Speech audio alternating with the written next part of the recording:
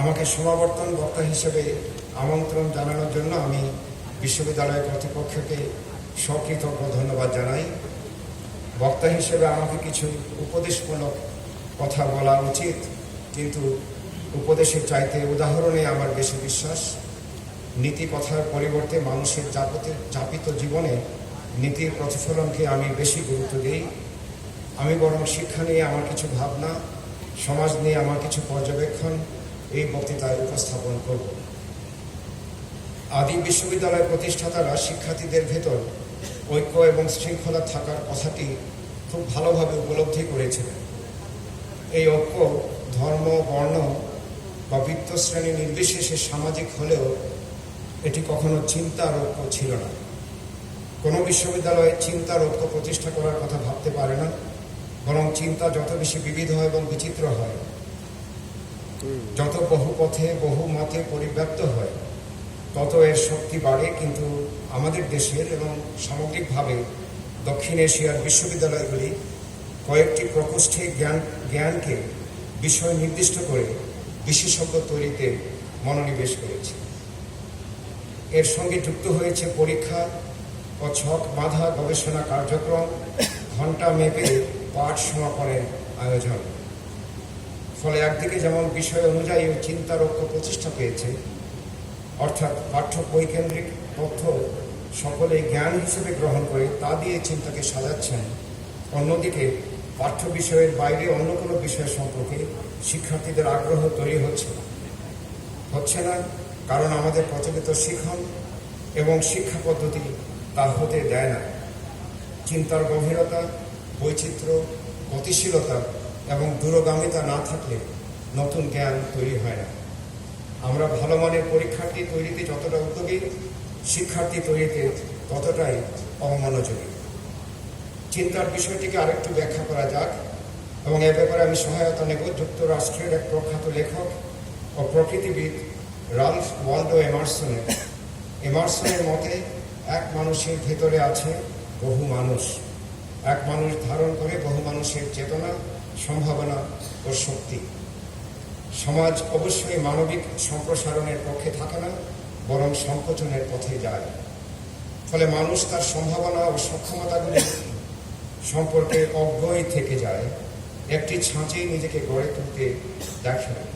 এই জন্য এমারসন বলেন, একজন উকিল শেষ পর্যন্ত হয়ে দাঁড়ান একটি আইন গ্রন্থ, একজন প্রকৌশলী এক যন্ত্র বিশেষ, একজন নাবিক জাহাজের দড়িদড়া। প্রকৃত শিক্ষায় পারে মানুষকে তার সীমাবদ্ধ জীবন থেকে বের করে বৃহতের সন্ধান দিতে। এমারসনের মতে সমাজ আপনাদেরকে, অর্থাৎ স্কলারদের, বুদ্ধি ও চিন্তার দায়িত্ব দিয়েছে। কাঙ্ক্ষিত অবস্থানে স্কলার হচ্ছেন ম্যান থিঙ্কিং, অর্থাৎ সক্রিয় চিন্তার মানুষ, আর অধঃপতিত অবস্থায় তিনি হয়ে দাঁড়ান শুধুই অন্যের চিন্তা প্রতিধ্বনিত করা একজন মানুষ। চিন্তায় সক্রিয়তা না থাকলে, ছকের বাইরে বেরিয়ে চিন্তা না করতে পারলে, চিন্তা সৃজনশীল, উদ্ভাবনী, বিদ্রোহী এবং ভবিষ্যৎমুখী না হলে নতুনের আবির্ভাব ঘটে না, সমাজের স্থিতাবস্থা বজায় থাকে এবং জাতির পরনির্ভরশীলতা দীর্ঘস্থায়ী হয়। আমাদের শিক্ষা ব্যবস্থাকে নতুন চিন্তা তৈরিতে শিক্ষার্থীকে উৎসাহিত করে। চিন্তার সঙ্গে চিন্তার সৃষ্টিশীল দ্বন্দ্ব, এমনকি ঠোকাঠুকির পরিবেশ তৈরি করে। পাথরে পাথরে যেরকম ঠোকাঠুকিতে জ্বলে ওঠে আগুন, যে আগুন যাকে আমরা বলি জ্ঞান, যে জ্ঞান অন্ধকারে পথ দেখায়। আমাদের উচ্চশিক্ষায় জ্ঞান ভিত্তির সংকীর্ণ সংখ্যাটি, যাতে জীবন, বাস্তবতা, ঐতিহ্য, লোকপ্রজ্ঞা অনুপস্থিত, আমাকে কষ্ট দেয়। একে তো জ্ঞানকে আমরা সনদের ওজনে মাপতে শুরু করেছি, তার উপর গবেষণাকে পশ্চিম অনুসৃত পদ্ধতি ও প্রকাশনা সত্ত্বের অধীনে এনে দেশীয় জ্ঞানকে গৌণ অবস্থানে ঠেলে দিয়েছে। এখন বেশিরভাগ বিশ্ববিদ্যালয়ের গবেষণা সাধারণত চাকরিতে স্থায়ী হওয়া এবং পদোন্নতি পাওয়ার লক্ষ্যে পরিচালিত। এর একটি কারণ আমাদের উচ্চশিক্ষার সামনে পেছনে পাহাড়ের মতো দাঁড়িয়ে থাকা বাজার। এই বাজারের ভেতর চাকরি আছে, চাকরি বাজার আছে, যার সবচেয়ে কাঙ্ক্ষিত রূপটি সরকারি চাকরি। আরও আছে কর্পোরেট বাজার, মিডিয়া বাজার এবং নানা পরিষেবা সহ ছোট বড় অনেক বাজার। পুঁজি শাসিত সমাজ মাত্রই নানাবিধ বাজার দ্বারা শাসিত হবে, কিন্তু আমাদের সমস্যা হচ্ছে প্রথমত খোলা বাজার অর্থনীতি এবং পুঁজির শাসনকে আমরা গ্রহণ করলেও এর বিপদ সম্পর্কে সম্যক ধারণা আমাদের এখনো তৈরি হয়নি, এবং দ্বিতীয়ত বাজার বিষয়টা নিয়ে রয়েছে আমাদের ধারণাগত অস্পষ্টতা। পুঁজির প্রধান মন্ত্র হচ্ছে মুনাফা। পুঁজির কোনো মানবিক মুখশ্রী নেই, যা আছে তা লাভের এবং লোভের। শিক্ষার পেছনে যখন এই অমানবিক পুঁজির বিনিয়োগ হয়, শিক্ষা তার উদ্দেশ্য অথবা আদর্শিক অবস্থান হারায়। শিক্ষার দুটি উদ্দেশ্যকে, ন্যায়নিষ্ঠতা এবং মানবিকতাকে, আমরা ক্রমাগত অবহেলা করে আসছি। প্রকৃত জ্ঞানের ভিতরেই নীতিনিষ্ঠতার অবস্থান। জ্ঞান মানুষকে সহনশীল করে, সত্য মিথ্যার পার্থক্য বুঝে চলার সামর্থ্য দেয়। এসবই তো নীতিনিষ্ঠার পরিচয়। আমাদের সমস্যা হচ্ছে প্রাথমিক পর্যায় থেকে আমরা মুখস্থ বিদ্যায় পারদর্শী পরীক্ষার্থী তৈরি করছি। যে দুটি অঞ্চল থেকে নীতিনিষ্ঠতা ও মানবিকতার সূত্রগুলো তারা পাবে এবং সেগুলো জীবনে প্রয়োগ করবে, সে দুটি অঞ্চল আমরা ক্রমাগত তাদের থেকে দূরে সরিয়ে দিচ্ছি। এর একটি হচ্ছে সংস্কৃতি, অন্যটি সমাজ। সংস্কৃতির একটি সংজ্ঞা হচ্ছে নিরন্তর পরিশুদ্ধতার চর্চা। যে শিক্ষার্থী পাঠ্যপুস্তকের বাইরে কোনো সাহিত্য পড়েনি, লোকসাহিত্য যার নাগালের বাইরে, যে সঙ্গীত, চিত্রকলা, প্রকৃতি পাঠে কোনোদিন প্রবেশাধিকার পায়নি, তার অন্তর্গত সুচিন্তা ও উদার্যের সঙ্গে মিলিয়ে নীতিনিষ্ঠতার মানবিকতা বিকশিত হবে না, বরং ছদবাঁধা শিক্ষাক্রমে তাকে সেসব ভুলিয়ে দেবে, তাকে বাজারের হিসাবে আর চিন্তাভাবনাকে মেলাতে উৎসাহিত করবে। একসময় সুচিন্তা ও ঔদার্যেও তার ঘাটতি পড়তে পারে। আমাদের সমাজ থেকে সুনীতি যে চলে যাওয়ার পথে আছে, তার মূলে রয়েছে আমাদের শিক্ষার ন্যায়নিষ্ঠতার চ্যুতি। সমাজ যার কাঠামোটি গড়ে দেয় পরিবার, একসময় নীতিনিষ্ঠতার চর্চাকে উৎসাহিত করত, কিন্তু সমাজ যত বস্তুগত উন্নতির দিকে গেল, অর্থাৎ বাজারের কবজায় চলে গেল, তত তার নীতিনিষ্ঠতায় ভাঙন ধরতে থাকলো। এখন অনেক পরিবারেও দুর্নীতি নিরুৎসাহিত হয় না।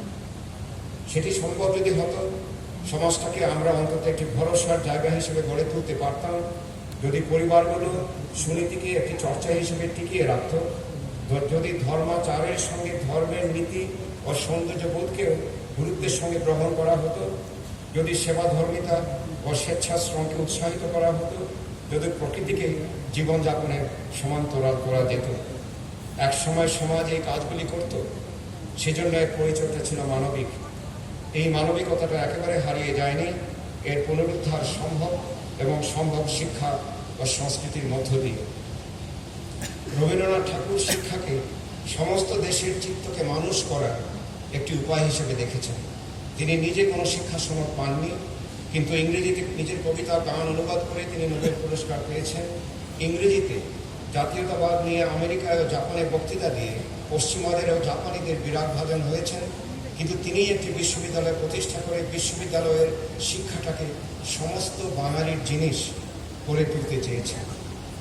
আমরা আমাদের দেশের বিশ্ববিদ্যালয়গুলিকে সমস্ত বাঙালির জিনিস এবং সারা দেশের চিত্তকে মানুষ করার সক্ষমতা দেওয়ার কাজটি হাতে তুলে নিতে পারি, যদি শিক্ষাটাকে আমরা আরও উদার করে দিতে পারি, পরীক্ষা মূল্যায়নের পদ্ধতি নতুন করে তৈরি করে শিক্ষার্থীদের কাছে শিক্ষার আনন্দটা পৌঁছে দিতে পারি, প্রকৃতিকে শিক্ষার কেন্দ্রে এনে বিপন্ন এই সম্পদটাকে পুরনো শাস্তি ফিরিয়ে দিতে পারি, যদি পশ্চিমা জ্ঞানের সঙ্গে আমাদের জ্ঞান যোগ করে শিক্ষাকে প্রকৃত বাঙালির করে তুলতে পারি, তাহলে এটি হবে সত্যিকারভাবে সর্বজনীন, কার্যকর, অন্তর্ভুক্তিমূলক, ন্যায়ভিত্তিক এবং যুগোপযোগী।